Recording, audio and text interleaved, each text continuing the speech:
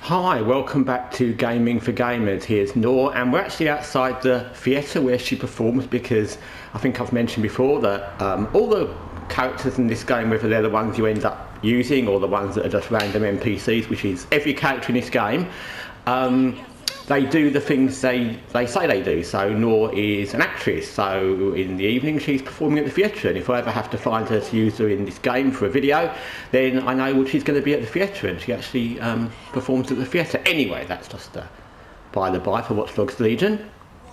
So today, firstly, if you've noticed I've not been making as many videos recently, it's because I did mention in the last one, I think, that I've decided to try to not make videos anymore about the same kind of games unless it's something really radical. So things like Assassin's Creed Shadows and these kind of games, the Veilguard, I think enough's been said about them by me and by everybody.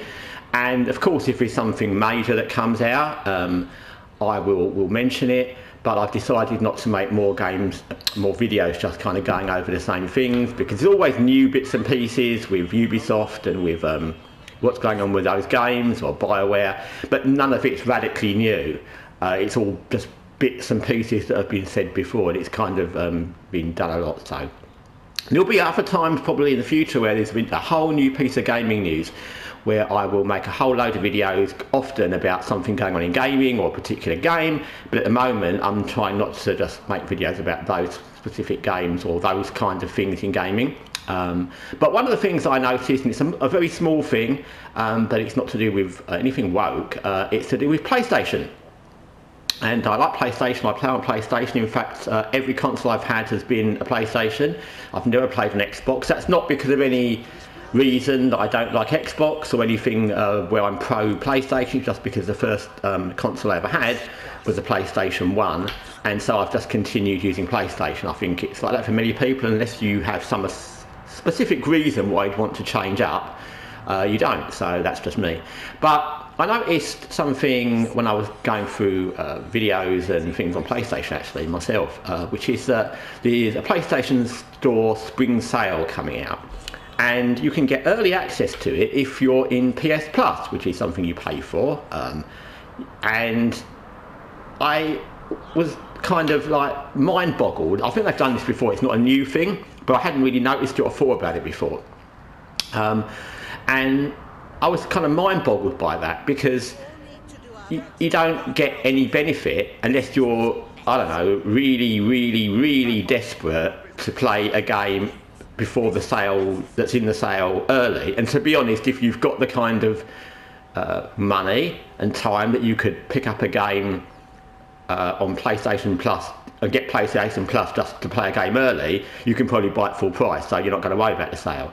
So it's really odd that they give that as a benefit or reason why you'd want to sign up, because they're kind of marketing it as if you're on PlayStation Plus you can access the sale early. But what difference would it make? It's not like a physical sale where the games are going to sell out. You know, in the old days, if you went to GameStop or whatever shop it might be, or or even Amazon, if Amazon have a sale, when they do their sales, their physical games sometimes run out, their physical products sometimes run out, PlayStation's run out.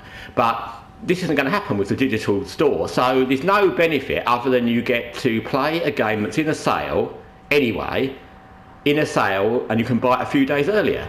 And that's crazy. I mean, if you have PlayStation Plus, by all means you would access the sale like anyone would. If I had PlayStation Plus, I probably wouldn't even have thought about that. I'd just access the sale. I may not even realise it's a perk because I'm already in PlayStation Plus. I don't know how that works, I've never been in PlayStation Plus. But if you haven't got it, to get PlayStation Plus just for the purpose of accessing a sale for digital download, which you're going to be able to access, and there'll still be the same downloads in the same sale whenever it comes out of the PlayStation Plus special access period, which is I think tomorrow, then why would you do that?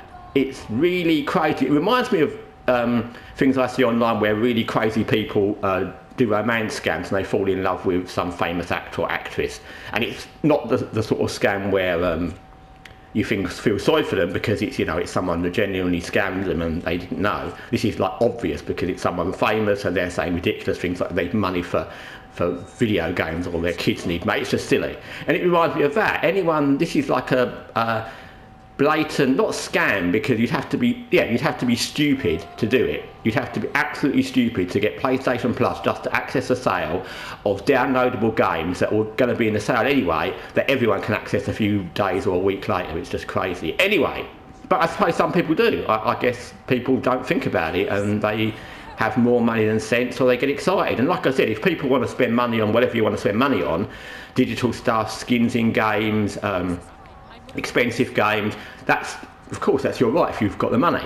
But even if you have the money to access a sale that's going to have the same things in it a week or so later, and you're not going to be bothered by things selling out because they're digital, then you'd have to be crazy, because if you have that money, just spend it on a game, just buy a different game. Anyway, thanks for watching Gaming for Gamers. Till next time, take care for now.